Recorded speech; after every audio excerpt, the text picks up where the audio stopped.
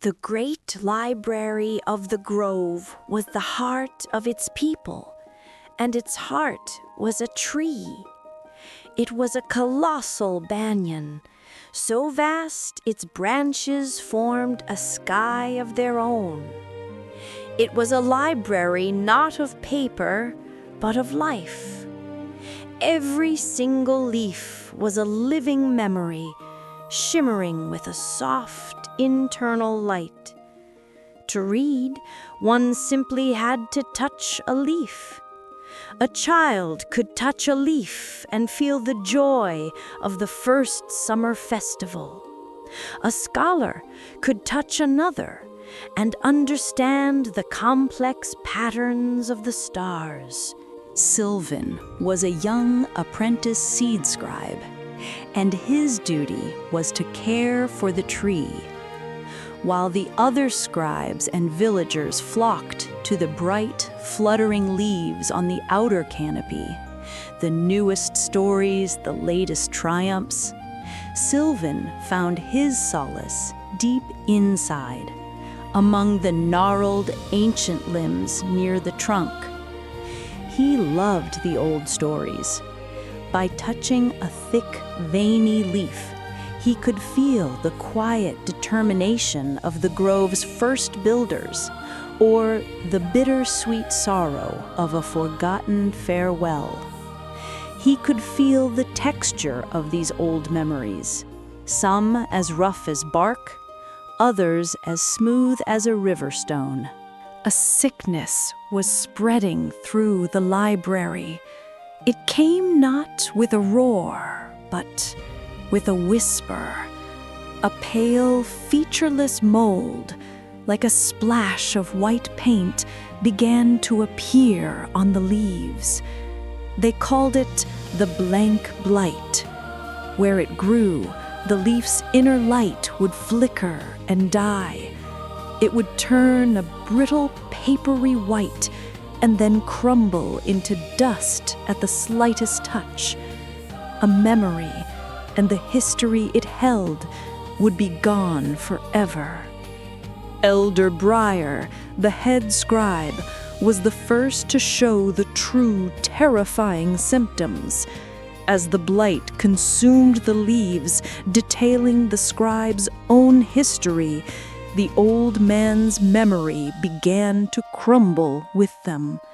He would forget the names of his students, the paths through the grove, the very stories he had cherished his whole life.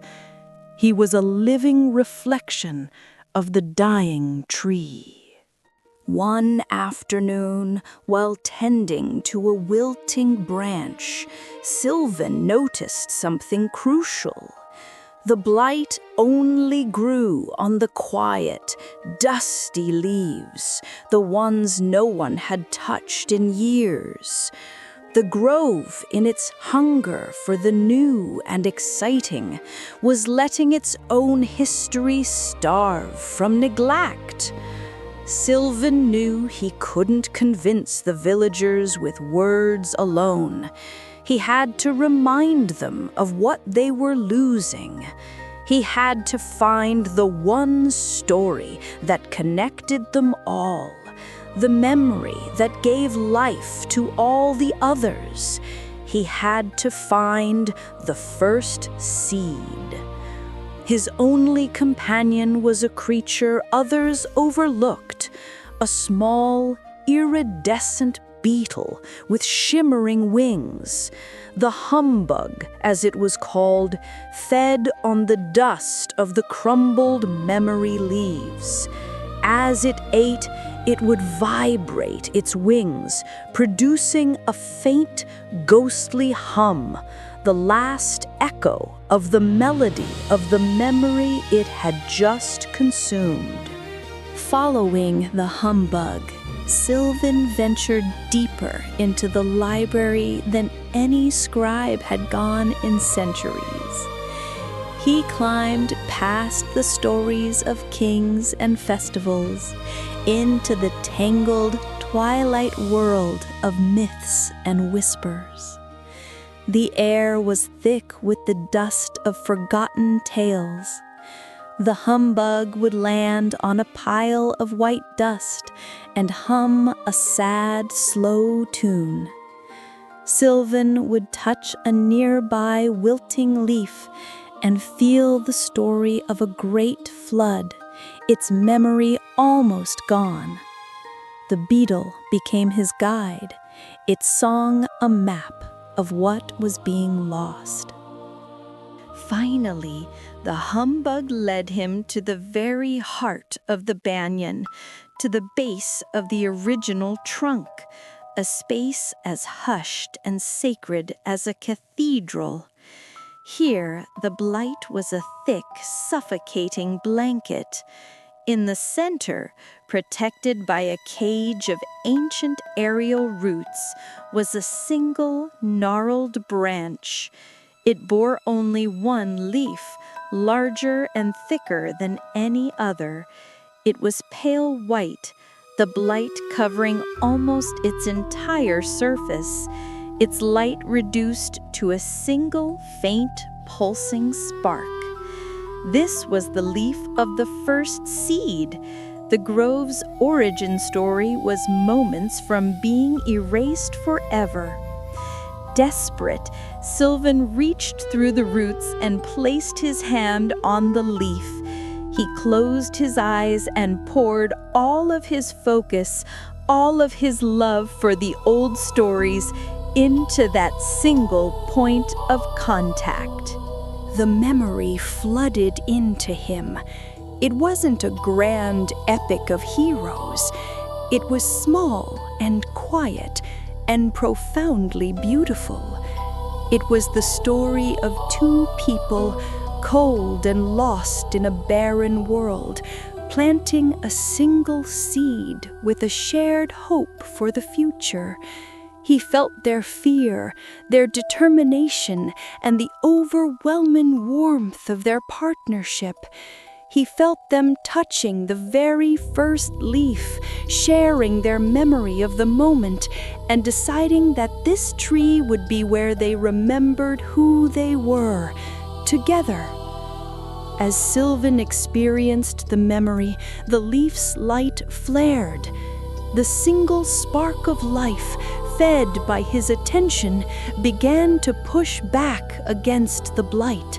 A wave of golden light flowed from the leaf, flowing up the branch and into the trunk of the great tree. Sylvan stumbled back out into the grove. A change was already happening. Villagers were looking up, their faces filled with a strange sense of recognition.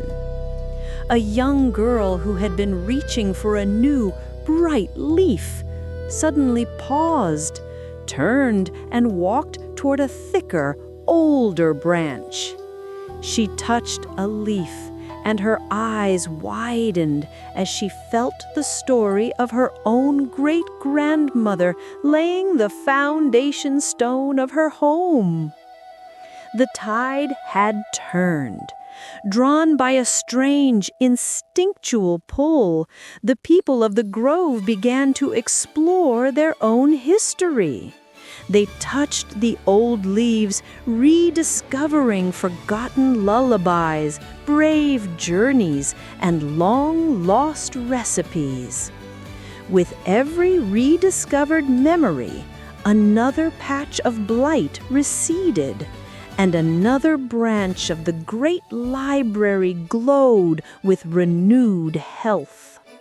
Elder Briar, seeing the children gathered around a branch he thought long dead, touched a leaf himself.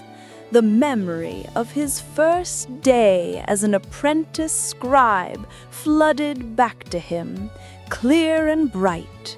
He looked at Sylvan, his eyes shining with tears of gratitude. The Blank Blight never vanished completely. It remained on the quietest, most distant leaves, a constant, gentle reminder that a history is not a monument to be ignored, but a garden to be tended. Sylvan, the boy who loved the old stories, had saved the library not by finding a cure, but by reminding his people of a simple, profound truth. A memory is only alive as long as someone is there to remember it.